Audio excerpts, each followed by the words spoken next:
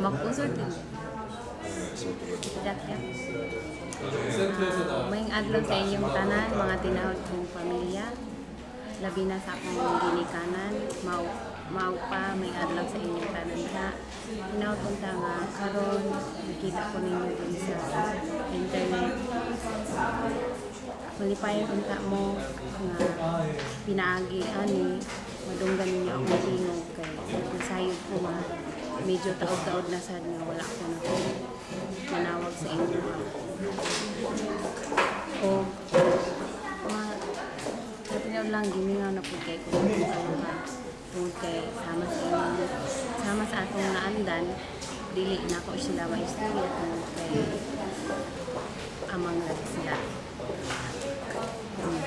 So, ang ako lang gusto sa inyo nga magpadayon mo nga himsog o malipayon unta mo kay ako diri sa Korea malipayon ko o kamo mismo nasayod bahin ana.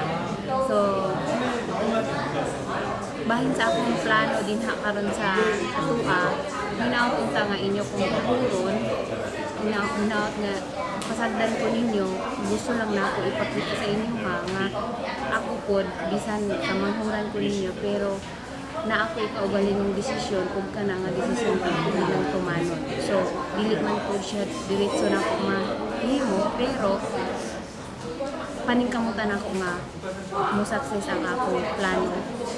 Tungod kay kanang plano, dili lang na siya para sa ako kundi para sa atong tanan, labi na gid sa inyo maupa. So, hinaot na dili okay lang man na mangutana mo okay lang po pero